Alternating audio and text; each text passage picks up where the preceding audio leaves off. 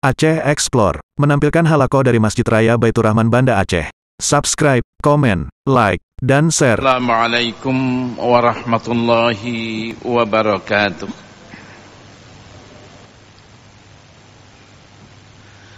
Alhamdulillah, nahmaduhu wa nasta'inuhu wa nastaghfiruh, wa na'udzu billahi min syururi anfusina wa min sayyiati a'malina. Man yahdihillahu fala mudilla lahu wa may yudlil fala hadiya lahu. Asyhadu an la ilaha illallah wahdahu la syarika lah wa asyhadu anna Muhammadan abduhu wa rasuluh. Allahumma salli wa sallim ala Muhammad wa ala alihi wa sahbihi ajma'in. Amma ba'd. Bapak-bapak, ibu-ibu sidang jamaah salat subuh kaum muslimin dan para pendengar yang dimuliakan Allah, marilah kita tidak ada henti-hentinya memanjatkan puji syukur kehadirat Allah Subhanahu wa ta'ala atas limpahan rahmat, karunia dan hidayahnya, sehingga sampai pagi hari ini kita masih diberi kekuatan dan kesehatan oleh Allah, sehingga kita dapat melaksanakan ibadah. Dengan iringan doa, mudah-mudahan ibadah kita diterima oleh Allah Subhanahu wa ta'ala dan dicatat merupakan amal yang saleh insyaallah.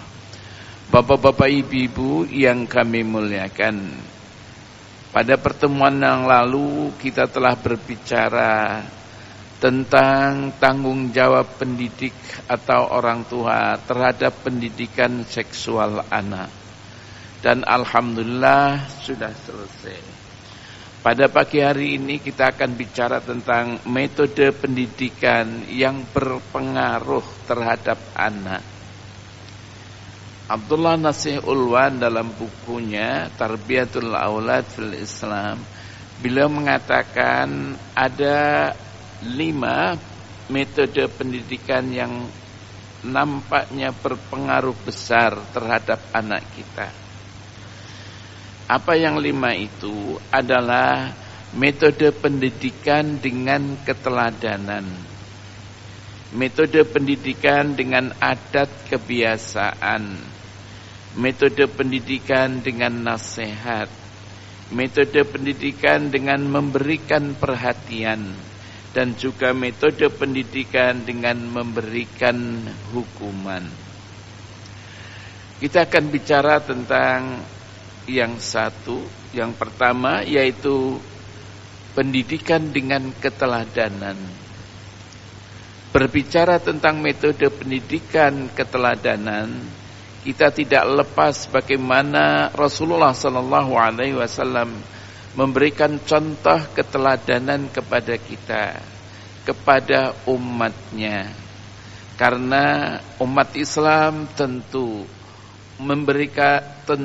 menjadikan Rasulullah SAW menjadi teladan di dalam seluruh aspek kehidupan kita, sehingga di dalam Al-Quran disebutkan laqad kana lakum fi Rasulillah uswatun hasanah.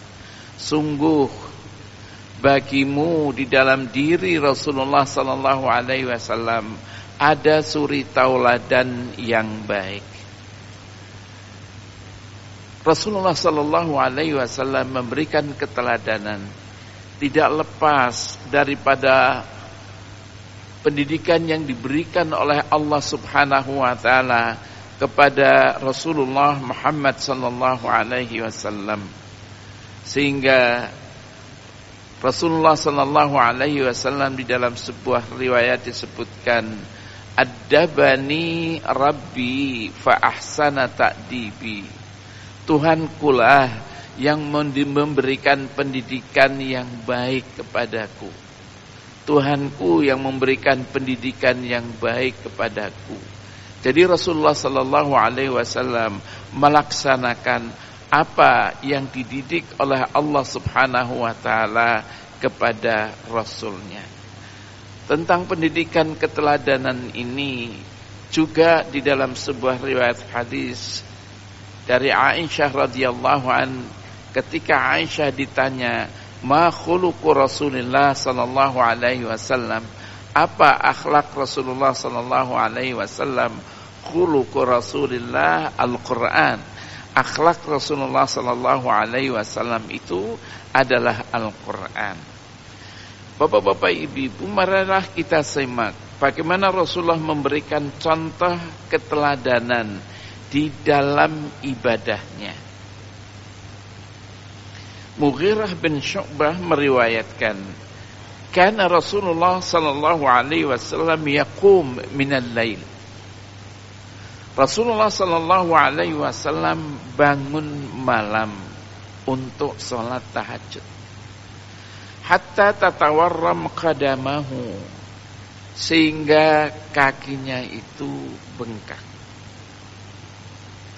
Walamma qilalah, ketika ditanya kepadanya, ya Rasulullah, alaysa qad ghafarallahu laka ma taqaddama min dzambika wa ma ta'akhkhar? Bukankah Allah telah mengampuni dosa-dosamu yang terdahulu dan juga yang akan datang? Qal, Rasulullah sallallahu alaihi wasallam mengatakan, afala akun abdan syakura, tidak bolehkah aku menjadi hamba yang bersyukur kepada Allah? Begitu banyak nikmat Allah yang diberikan kepadaku. Aisyah, afala akun abdan syakura, tidak bolehkah aku ini menjadi hamba yang bersyukur kepadanya? Begitu Rasulullah memberikan keteladanan kepada kita, kepada umat Islam, sehingga keteladanan itu kita teladani, kita tiru, kita taati, yaitu dengan kita bangun melaksanakan sholat malam, sholat tahajud. Juga disebutkan dalam riwayat Imam Bukhari dan Imam Muslim. Imam Al-Bukhari dan juga Imam Muslim meriwayatkan dari Alqamah. Apa katanya? Sa'altu Aisyah, kata Alqamah, saya bertanya kepada Aisyah radhiyallahu anha, akana Rasulullah sallallahu alaihi wasallam yakhussu syai'an minal ayyam, yaitu yaqsidu az-ziyada fil ibadah. Aisyah, apakah Rasulullah sallallahu alaihi wasallam mengkhususkan lagi satu hari, artinya untuk Rasulullah menambahkan ibadahnya? Qalat la. Aisyah menjawab, enggak. Kana amaluhu dimatan. Rasulullah itu amalnya selalu terus menerus, continue, tidak putus. Wa ayyukum yutik makana Rasulullah sallallahu alaihi wasallam yutik. Mana di antara kalian yang kuat, ya, sebagaimana Rasulullah sallallahu alaihi wasallam kuat untuk melakukan ibadah secara terus menerus, continue, tidak berhenti. Enggak ada yang kuat. Rasulullah sallallahu alaihi wasallam beribadah terus menerus, daiman mustamirran, continue, terus menerus. Kemudian juga Aisyah radhiyallahu anha berkata, kana Rasulullah sallallahu alaihi wasallam yada'al amal wa huwa yuhibbu an ya'malahu bihi khasyatan an ya'mala an-nas bihi fayurfad alaihi. Rasulullah sallallahu alaihi wasallam meninggalkan suatu pekerjaan yang dia sebetulnya mencintai pekerjaan itu, tapi karena takut apabila manusia-manusia itu mengerjakannya, fayufrat alaihim, sehingga amal itu diwajibkan untuk mereka. Begitu, ya. Anas meriwayatkan bahwa Rasulullah sallallahu alaihi wasallam puasa terus menerus, siang dan malam, wisal. 2 atau 3 hari berturut-turut yang beliau lakukan pada akhir bulan Ramadan. Orang-orang pun mengikutinya, dan ketika Rasulullah sallallahu alaihi wasallam mendengar, beliau bersabda, "Lau mudda lana asy-syahr lawasalna wisalan." Lau maddalana asyar lawasalna wisalan. Kalaulah bulan itu diperpanjang, maka kami akan wisal. Yada'lahul muta'ammikun al-mubalighun ta'ammukuhum, yang memberikan kepada orang-orang yang berlebih-lebihan di dalam beribadah, memberikan itu, kesempatan itu. Tetapi Rasulullah mengatakan, inni lastu mislukum, inni lastu mislakum, sesungguhnya aku bukan seperti kalian. Inni adillu yut'imuni rabbi, Tuhanku selalu memberikan makanan kepadaku, wa yasqini, dan Tuhanku memberikan minum kepadaku. Jadi dialah yang menolong, Tuhan yang menolong Rasulullah sallallahu alaihi wasallam, yang memberikan kekuatan kepada Rasulullah sallallahu alaihi wasallam. Kamu tidak seperti aku. Jadi ketika ditanya Rasulullah sallallahu alaihi wasallam, misal begitu, kamu tidak kuat. Ini aku. Kamu enggak boleh wisal. Ya. Kemudian bagaimana Rasulullah sallallahu alaihi wasallam tidak menjadi teladan yang tinggi di dalam beribadah, sedangkan beliau adalah pelaksana setiap perintah Allah Subhanahu wa taala. Jadi beliau melaksanakan ibadah tadi karena perintah Allah Subhanahu wa taala. Allah mendidiknya Muhammad sallallahu alaihi wasallam. Tidak ada seorang pendidik manusia yang mendidik Rasulullah sallallahu alaihi wasallam. Allah langsung sendiri yang mendidik Rasulullah sallallahu alaihi wasallam. Rasulullah sallallahu alaihi wasallam yang melaksanakan pendidikan itu. Allah Subhanahu wa taala berfirman, "Ya ayyuhal muzammil, wahai orang yang berselimut, qumil laila illa qalila." Bangun malam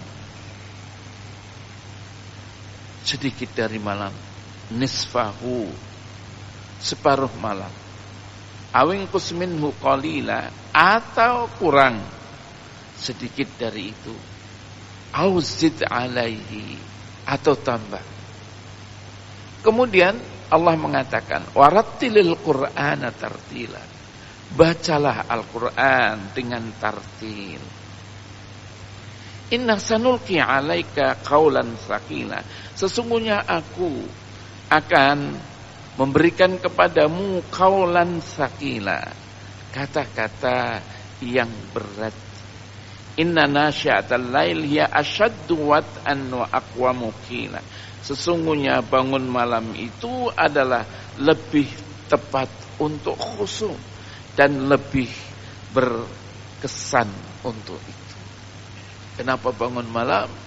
Karena Rasulullah sallallahu alaihi wasallam diperintahkan oleh Allah Subhanahu wa taala untuk bangun malam untuk tahajud. Bangun malam Muhammad. Baca Al-Qur'an Muhammad. Baca Al-Qur'an. Ini. Juga di dalam ayat Al-Qur'an, wa minal laili fatahajjad bihi nafilatan lak. Dan di antara malam-malam itu tahajudlah kamu nafilatan lak, sebagai imbuan pahala untukmu. Asa ayyab'atsaka rabbuka maqaman mahmuda, mudah-mudahan Tuhanmu membangkitkan kamu maqaman mahmuda, di tempat yang terpuji. Begitu Allah Subhanahu wa taala mendidik Rasulullah sallallahu alaihi wasallam untuk bangun salat malam. Juga ayat Al-Qur'an, wadhkur isma rabbik bukratan wa asila wa minal lail fasjud lahu wasabbihu lailan tawila. Juga ingatlah dengan nama Tuhanmu bukratan wa asila, waktu pagi dan waktu petang, wa minal lail, dan Dari malam-malam itu fasjudlah, sujudlah kamu kepadanya. Wasabbihu, dan bertasbihlah kepadanya. Lailan tawila, pada waktu malam yang panjang.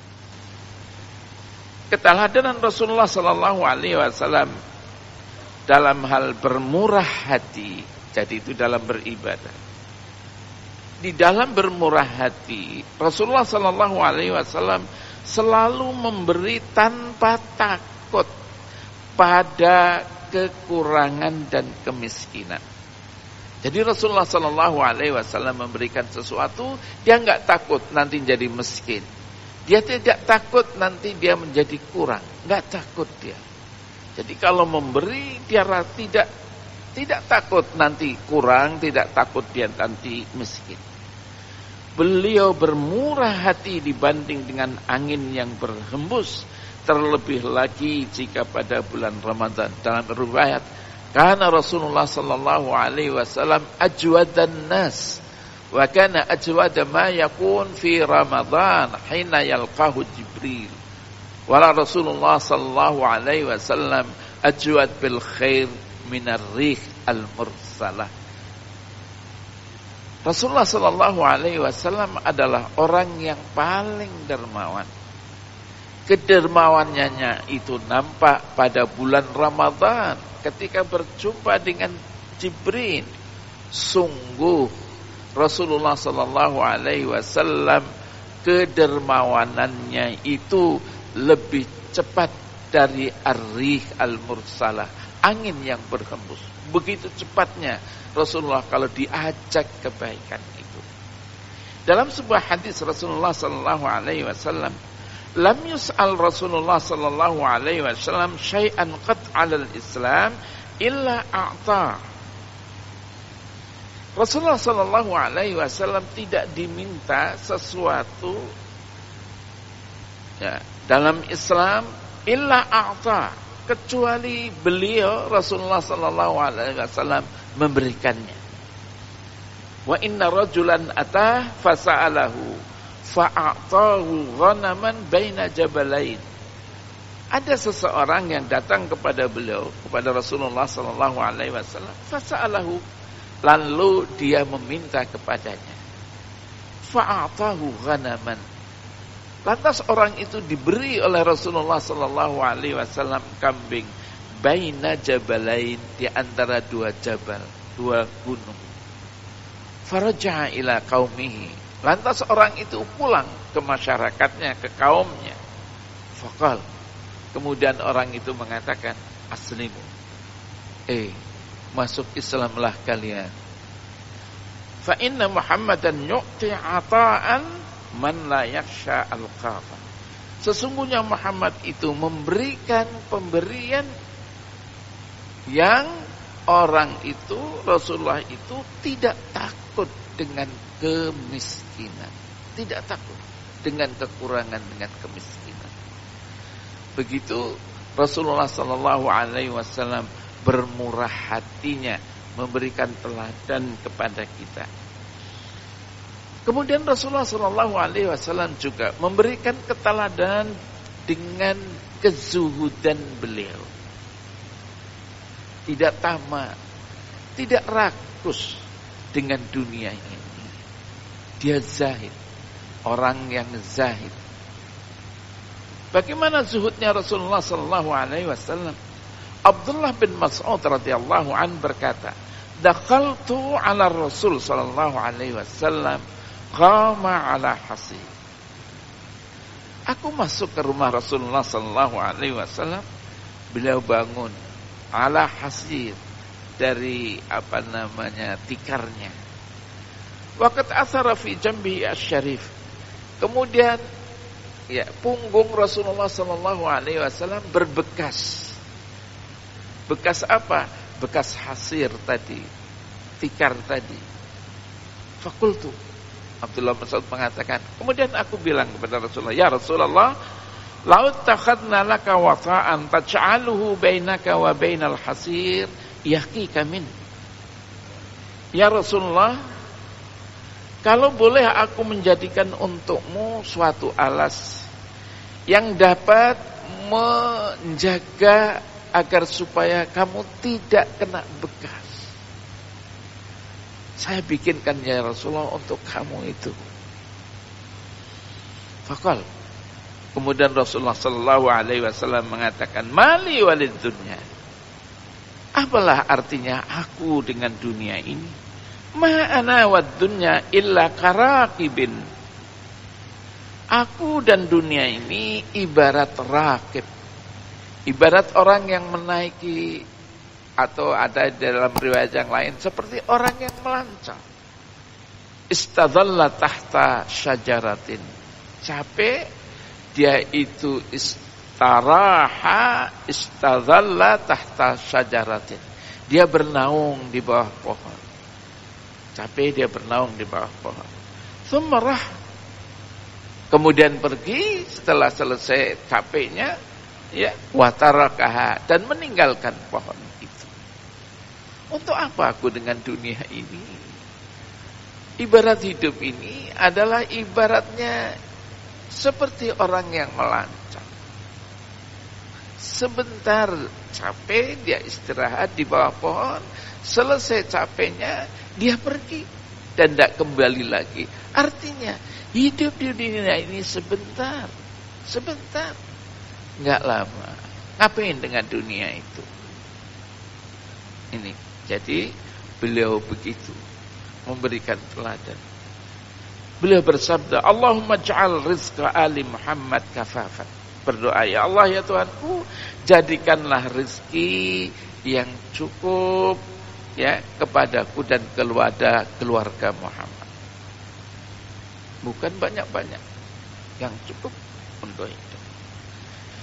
Ibnu Jarir meriwayatkan dari Aisyah radhiyallahu anha, "Ma syabi'a Rasulullah sallallahu alaihi wasallam min khubzi burrin aw hintah salasata taba'an mundu qadama al-Madinah hatta madha lisabilihi." Rasulullah tidak kenyang dengan roti gandum sampai berapa hari? 3 hari berturut-turut. Mundu qadimal Madinah, sejak datang ke Madinah. Tidak pernah kenyang itu 3 hari terus berturut-turut makan, enggak kenyang. Hatta madha lisabilihi, sehingga Rasulullah sallallahu alaihi wasallam wafat. Begitu Rasulullah sallallahu alaihi wasallam hidup sederhana. Ahmad meriwayatkan dari Anas radhiyallahu anhu, apa katanya? Inna Fatimah radhiyallahu anha nawalat an-nabi sallallahu alaihi wasallam kisratan min khubz asy-syair. Fatimah, anak Rasulullah sallallahu alaihi wasallam, anak perempuan Rasulullah sallallahu alaihi wasallam. Inna Fatimah radhiyallahu anha, sesungguhnya Fatimah radhiyallahu anha nawalat an-nabi, memberikan makan kepada Nabi sallallahu alaihi wasallam sekerat khubza as-sa'ir, yaitu roti dari gandum. Faqala laha alaihi salatu wassalam, kemudian Rasulullah sallallahu alaihi wasallam mengatakan kepada anak perempuannya si Fatimah yang memberikan sekerat roti itu.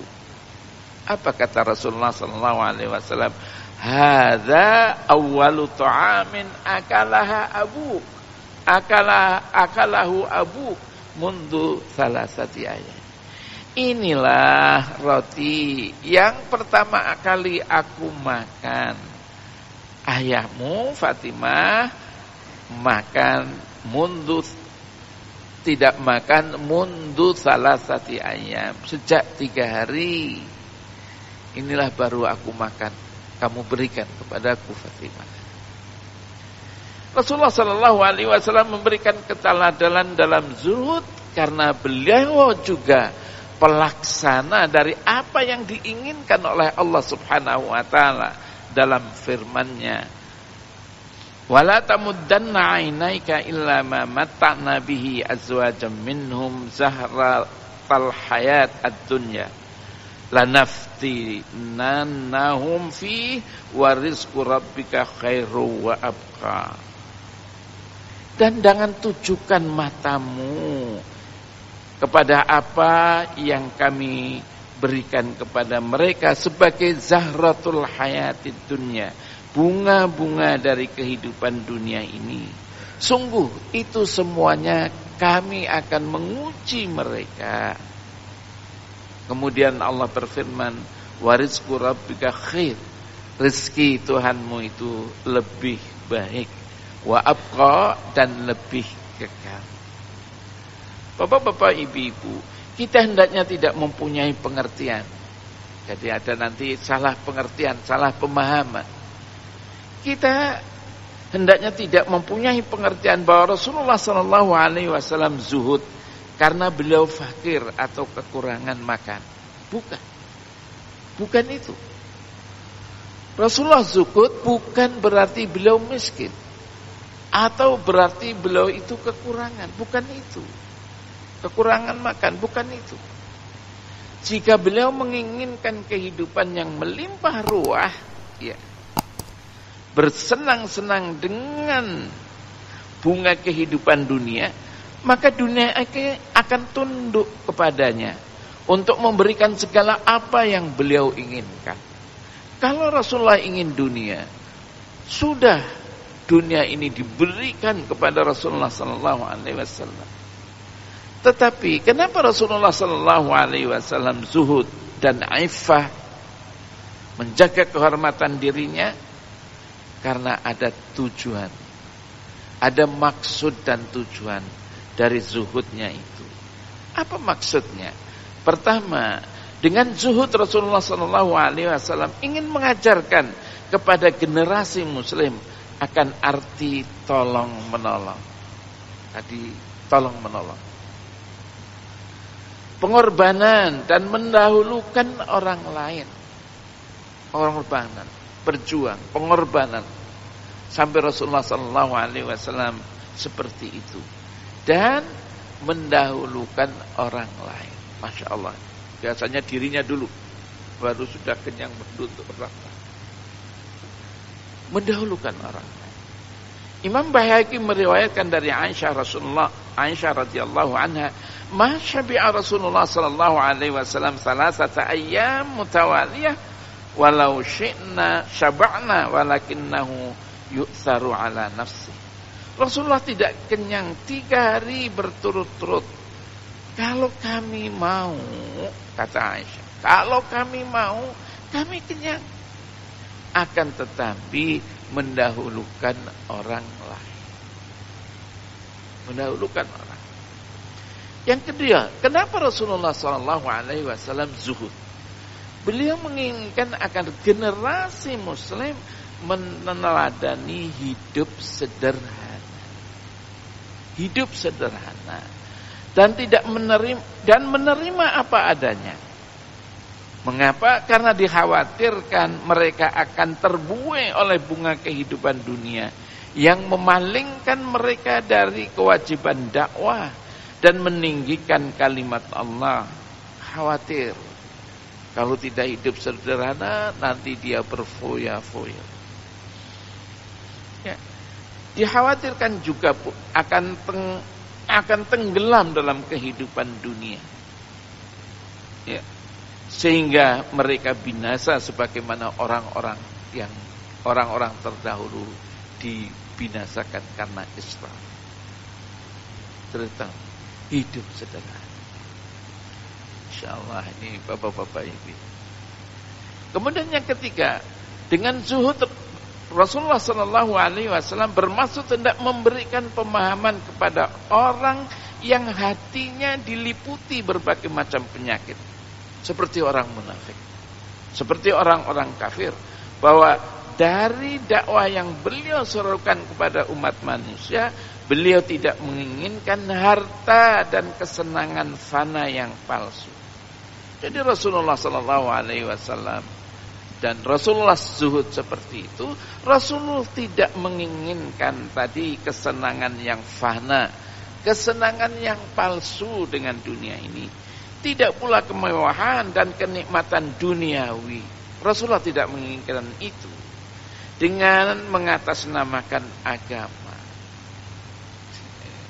Ngomong agama. tahu-tahu untuk memperkaya diri. Rasulullah, jangan mengatasnamakan agama untuk memperkaya diri. Rasulullah dalam dakwahnya tidak seperti itu.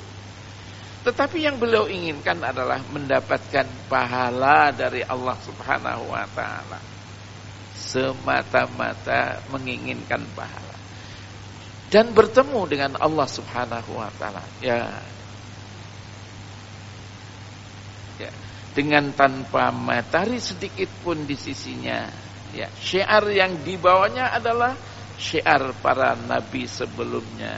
Wa ya qaum la as'alukum 'alaihi malan. Hei kaumku, aku tidak meminta kepadamu harta. In ajra illa 'ala Allah. Semuanya ini minta pahala dari Allah Subhanahu wa taala.